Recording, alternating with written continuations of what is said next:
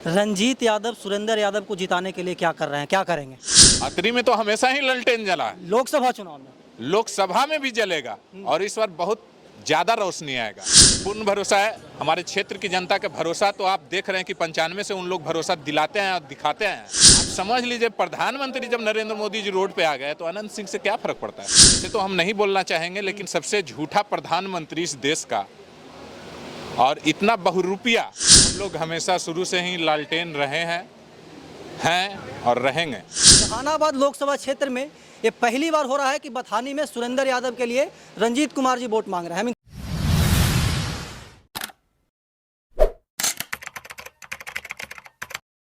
नमस्कार, प्रणाम। मैं अमित चौरसिया और आप देख रहे हैं नालंदा दस्तक। अभी हमारी मौजूदगी है जहानाबाद लोकसभा क्षेत्र के बथानी बाजार में। और पूरे बिहार में और पूरे देश में लोकसभा का जो चुनाव है बहुत क्या बोलते हैं कि रोमांचक हो रहा है, क्योंकि इस बार 10 वर्ष बनाम 70 वर्ष का चुनाव है। और हमारे बगल में इस मुद्दे पे बात करने के लिए मौजूद हैं अतरी के विधायक रंजीत कुमार यादव जी। जहानाबाद लोकसभा क्षेत्र में ये पहली बार हो रहा है कि बथानी में सुरेंद्र यादव के लिए रंजीत कुमार जी वोट मांग रहे हैं। हम इनसे जानते हैं कि आखिरकार लोकसभा चुनाव का माहौल क्या है और इस बार क्या होने वाला है। सबसे पहले तो स्वागत होगा रंजीत जी। बहुत बहुत धन्यवाद। ये चमत्कार कैसा, मतलब कि बथानी में पहली बार सुरेंद्र यादव के लिए वोट मांग रहे हैं, इतना हुजूम जमा हुआ है। आपको मैं बताना चाहता हूं कि 1990 से हम लोग हमेशा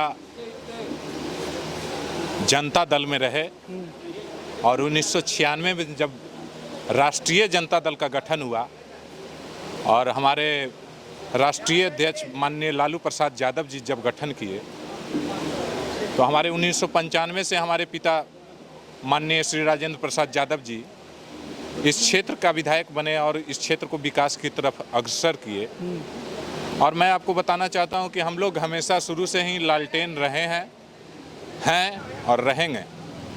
और जहां तक की बात है, आप बोल रहे हैं कि इस बथानी में पहली बार सभा हो रही है, माननीय सुरेंद्र प्रसाद यादव जी आ रहे हैं, तो हर चुनाव में हम लोग को ललटेन ही पे वोट देना है।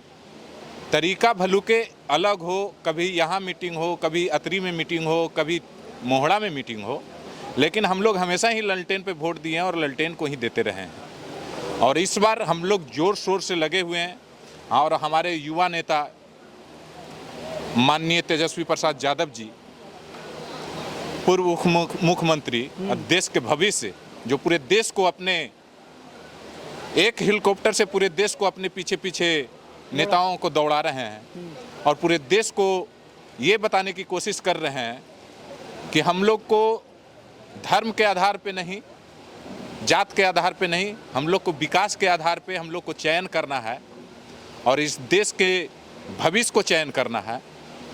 जो हमारे आप 10 साल की बात कर रहे हैं, जिस प्रकार से नरेंद्र मोदी जी, ऐसे तो हम नहीं बोलना चाहेंगे, लेकिन सबसे झूठा प्रधानमंत्री इस देश का और इतना बहुरूपिया, जो अपनी माँ को पैर छूने में फ़ोटो खिंचवाए, पूजा करने में फ़ोटो खिंचवाए, ऐसे प्रधानमंत्री जो कभी भी विकास की बात नहीं किए, कभी भी रोजगार की बात नहीं किए और कभी भी वो देश के हित में कभी बात नहीं किए और सीधे वो धर्म के आधार पे, जात पात के आधार पे हिंदू मुस्लिम करके इस देश को बरगलाने का काम किए हैं। तो आज युवा लोग, पूरे बिहार का नहीं पूरे देश के युवा लोग इस बात को समझ चुके हैं कि उनके बहकावे में नहीं जाना है। हम लोग जो बेरोजगारी खट रहे हैं, जो 60 साल की नौकरी आर्मी की थी जो 4 साल में बदल दी गई, और जो हम लोग बेरोजगार जो भटक रहे हैं, जिस प्रकार से वादा किया गया था 15 लाख रुपया सबके अकाउंट में जाएगा, नहीं गया, जुमला है। जिस प्रकार से 2 करोड़ नौकरी देंगे और 2 करोड़ नौकरी नहीं दिए, नौकरी हालांकि छीन लिए, जो नौकरी मिलती थी उसको भी रोक दिया गया। जिस प्रकार से देश के हमारे जो सरकारी कंपनियां थी, सरकारी रेलवे स्टेशन थे, एयरपोर्ट थे, सारे चीज़ों को प्राइवेटाइजेशन कर दिए, प्राइवेट लोग के हाथ में दे दिए। तो आज युवा भली भांति जान रही है कि हमारे माननीय तेजस्वी प्रसाद यादव जी जो मुद्दे रख रहे हैं, वो विकास के मुद्दे रख रहे हैं, रोजगार के मुद्दे रख रहे हैं, और जो भी महंगाई हम लोग के पास में, जो महंगाई हम लोग झेल रहे हैं, जिस प्रकार से 500 रुपया गैस सिलेंडर था तो स्मृति ईरानी चूड़ी फेंक रही थी, आज उनके हाथ में से चूड़ियाँ निकल गई है, उनके हाथ में चूड़ी है नहीं। आज 1200 रुपये गैस सिलेंडर हम लोग खरीद रहे हैं। जिस प्रकार से दाल का रेट बढ़ गया, तेल का रेट बढ़ गया, और मोटरसाइकिल चलाने वाले को मोटरसाइकिल घर में लगाना पड़ रहा है। 100 रुपये पेट्रोल हो गया, 110 रुपये पेट्रोल हो गया, 100 रुपये डीजल हो गया। तो ये महंगाई की मार जो हम लोग झेल रहे हैं। और जिस प्रकार से आप देखे होंगे हरियाणा के किसान, और जिस प्रकार से 700 कुछ किसान की हत्या हो गई, मर गए बॉर्डर पे, लेकिन प्रधानमंत्री उनको देखने तक नहीं गए। किसानों को जिस प्रकार से इस सरकार में प्रताड़ित किया गया, और जिस प्रकार से आपको याद होगा अभी मणिपुर प्रधानमंत्री डर से नहीं जा रहे हैं, महिलाओं के अस्मत लूटा गया, इज्जत लूटी गई, नंगा किया गया, महिलाओं को रेप हुआ, बलात्कार हुआ, उन्मादी दंगा हुआ, लेकिन प्रधानमंत्री को उसको देखने की जरूरत नहीं है। लेकिन 4 गो वो चीता लेके आएंगे तो फोटो खिंचवा के टीवी पे डाल देंगे। तो ये चीज़ पूरे देश देख रही है, और देश इसका जवाब इस वोट के माध्यम से देना चाह रही है और देगी। और नरेंद्र मोदी जी इस बार जा रहे हैं। अच्छा, एक सवाल होगा रंजीत जी, जहानाबाद लोकसभा क्षेत्र आपके पास हैं, सुरेंद्र यादव जी कैंडिडेट हैं इंडिया गठबंधन से। आपके जो विपक्ष में हैं वो चंदेश्वर चंद्रवंशी जी हैं, और उनके पीछे मोदी जी, नीतीश जी का कुनबा है। कैसे उनको फतह कीजिएगा? देखिए, उनके पीछे जितने भी कुनबा आपको दिखाई पड़ रहे हैं, उस सारे कुनबा को पब्लिक समझ चुकी है।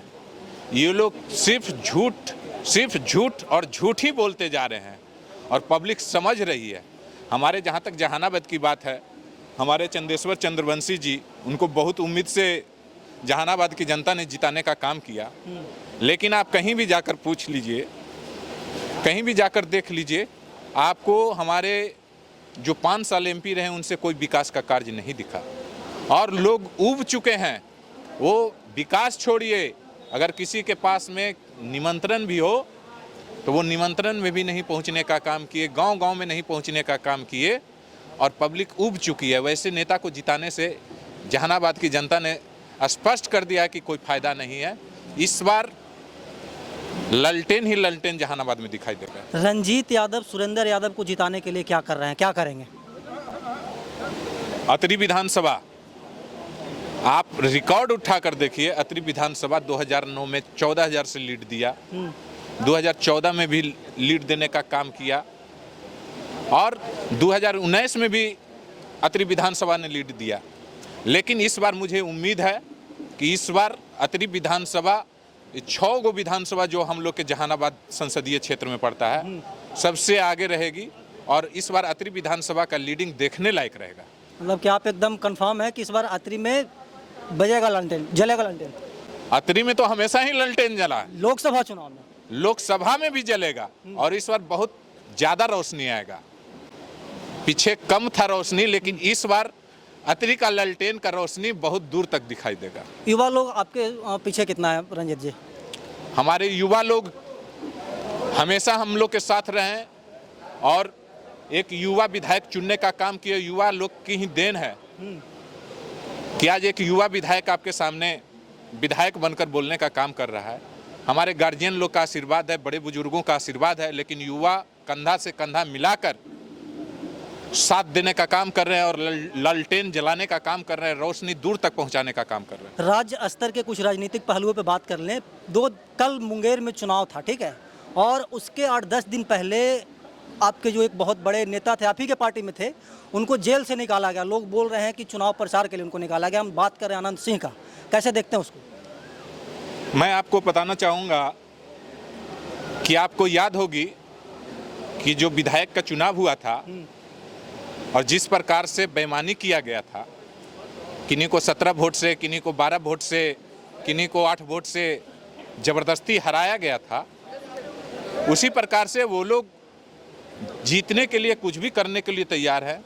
और चुनाव आयोग को ये सोचना चाहिए था, इस चुनाव के दरमियान में पेरोल देकर उनको छुड़वाने का, बाहुबली को छुड़वाने का काम किए, और वो सोच रहे हैं कि डरा धमका कर पब्लिक से हम वोट अपने तरफ कर लेंगे, लेकिन पब्लिक डरने वाली नहीं है। पब्लिक अपना जवाब अपने वोट से देगी, अपने मुंह से नहीं देगी। वो अपने वोट से जवाब देगी। और वो किन्हीं को लाएं। हमारे प्रधानमंत्री हेलीकॉप्टर से उड़ते उड़ते थक गए तो रोड पे आ गए, रोड शो कर रहे हैं पटना में, रोड पे आ गए। आप समझ लीजिए, प्रधानमंत्री जब नरेंद्र मोदी जी रोड पे आ गए तो अनंत सिंह से क्या फर्क पड़ता है। अच्छा, आपके नेता बोलते हैं जॉब शो करने के लिए, कितनी सच्चाई है इसमें? हमारे नेता जॉब शो करने के लिए बोल रहे हैं, पूरी सच्चाई है, वो तो देखने लायक है। आप 17 साल रहे मुख्यमंत्री बन के, आपने बोला कि नौकरी कहाँ से देंगे। हमारे नेता को बोला गया नौकरी कहाँ से देंगे, नौकरी होटवार जेल से लावेंगे तुम्हारे बाप के पास से। लेकिन माननीय तेजस्वी प्रसाद ने यह साबित किया 17 महीने में कि उन्होंने 5 लाख नौकरियां देने का काम किया 17 महीने में। और बाकी नौकरियां लाइन अप करके जब हमारे नीतीश चाचा भागे, जब देख लिए कि ये युवा लड़का अपने वादा को पूरा कर रहा है, उनको डर हो गया और वो डर से वो पलटी मारे, पलटू चचा। लेकिन जो जॉब शो की बात है तो हमारे नेता ने जॉब शो करके दिखाया, इसलिए वो बोल रहे हैं कि मैं जॉब शो करूंगा। रोड शो तो नरेंद्र मोदी जी करेंगे कि रोड पे आ गए। अच्छा, आखिरी सवाल होगा रंजीत जी, आपको अपने क्षेत्र के जनता पे और जहानाबाद के जनता पे कितना भरोसा है? मुझे पूर्ण भरोसा है। हमारे क्षेत्र की जनता का भरोसा तो आप देख रहे हैं कि 95 से उन लोग भरोसा दिलाते हैं और दिखाते हैं। और जहानाबाद की जनता पे जिस प्रकार से जहानाबाद में माहौल है, मुझे पूर्ण विश्वास है कि इस बार माननीय सुरेंद्र प्रसाद यादव जी को दिल्ली के पार्लियामेंट में जाने से कोई रोकने वाला नहीं। अच्छा, क्या लगता है आपके पिताजी को होना चाहिए था इस चुनाव में, रहते तो क्या माहौल रहता? अगर हमारे पिताजी रहते तो माहौल और आगे बढ़ चढ़ के रहता। जो मेरे पिताजी करके दिखाए हैं, जो करके बनाए हैं, जो आज पिछले बार में 1995 के पहले कोई गांव में नहीं रोड था, मेरे पिताजी ने सब घर तक रोड पहुंचाने का काम किया। 2-2 गो रेलवे लाइन इस प्रखंड में आप देखेंगे कि गुजरती है। आपके अनुमंडल बनाने का काम हमारे पिताजी ने किया। 2-2 ब्लॉक बनाने का काम किया मोहड़ा और बथानी हमारे पिताजी ने लालू जी के शासनकाल में। और आप आज देखिए जो स्थिति है कि आप कहीं भी जाइएगा, न बिजली की कमी है, न रोड की कमी है, न अनुमंडल की कमी है, न ब्लॉक की कमी है, न थाना की कमी है। सारे मेरे पिताजी ने बनाने का काम किया और वो रहते तो इससे 1000 गुना ज़्यादा जोश रहता पब्लिक। चलिए, रंजीत जी हमारे हर एक सवाल का बहुत अच्छे से जवाब दिया और इनका कहना है कि इस बार अतरी विधानसभा क्षेत्र में लालटेन का रोशनी है, जो कि पिछले चुनाव के मुकाबले बहुत अधिक होगा। बाकी आप सुरेंद्र यादव और रंजीत जी के बारे में क्या सोचते हैं, कमेंट बॉक्स में बताइएगा।